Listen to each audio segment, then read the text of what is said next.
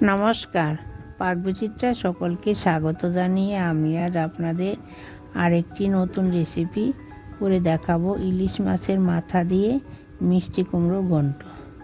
তার জন্য এখানে আমি 800 গ্রাম মিষ্টি কুমড়ো নিয়েছি। কুমড়ো খোসা ছাড়িয়ে ডুমো ডুমো করে কেটে নিয়েছি এবং ভালো করে ধুয়ে নিয়েছি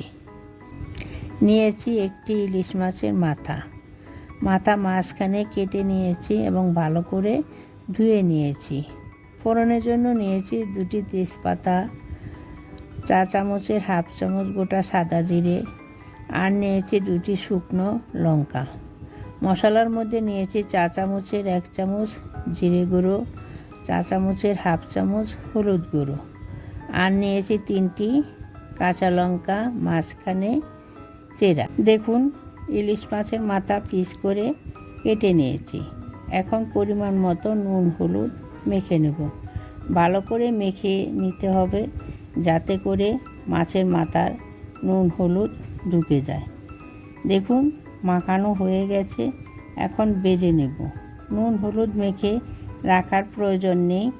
মাছের মাথা ভাজার জন্য গ্যাসে একটি কড়াই বসিয়ে পরিমাণ মতো সরষের তেল দিয়ে গরম করে এখন নুন হলুদ মাখানো মাছের মাথা দিয়ে দিব।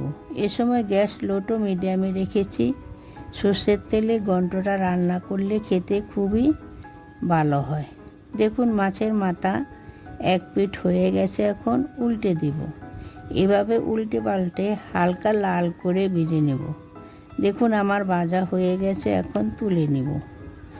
বেশি লাল করে ভাজার দরকার নেই, তাহলে খেতে ভালো লাগবে না।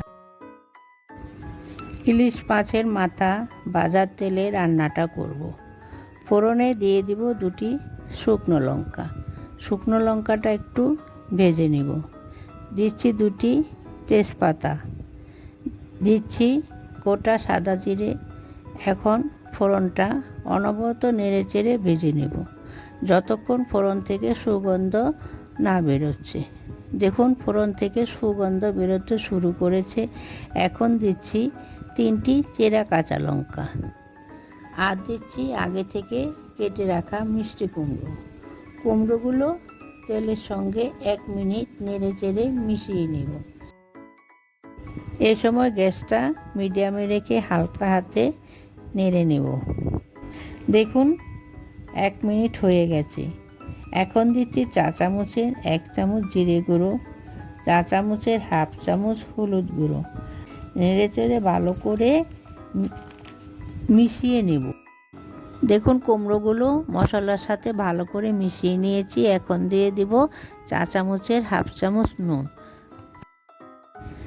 নুনটাকেও নেড়েচেড়ে ভালো করে কুমড়োর সাথে মিশিয়ে নিব। এখানে এই রেসিপিতে অল্প কিছু উপকরণ দিয়েই তৈরি হয়ে যায়। খুব একটা মশলার প্রয়োজন হয় না। রান্নাটাও খুব তাড়াতাড়ি হয়ে যায়। এখন 2 থেকে 3 মিনিট ঢাকা দিয়ে দেব কুমড়োটাকে নরম হওয়ার জন্য। দেখুন, 3 মিনিট হয়ে গেছে। কুমড়ো থেকে অনেকটা জল বেরিয়েছে। এখন হাতে করে অল্প পরিমাণে একটু জল দিয়ে দিচ্ছি। এখন ঢাকা দিয়ে রেখে দেব 2 থেকে 3 মিনিট। এ সময় গ্যাস লোতে করে দিব। দেখুন, কুমড়ো অনেকটা নরম হয়ে গেছে।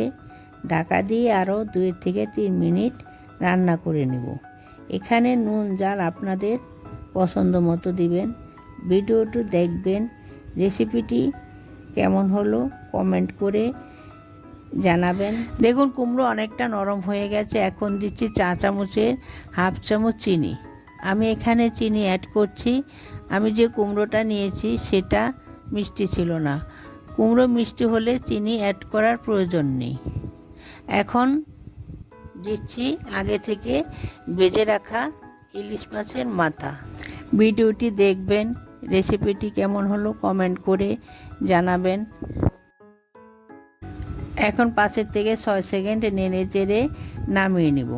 আমি যেভাবে রান্না করলাম আপনারাও একবার বানিয়ে ভাতের প্রথম পাতে খাবেন, খুব ভালো লাগবে। আমার চ্যানেলটি সাবস্ক্রাইব করবেন, পাশে থাকবেন। ধন্যবাদ।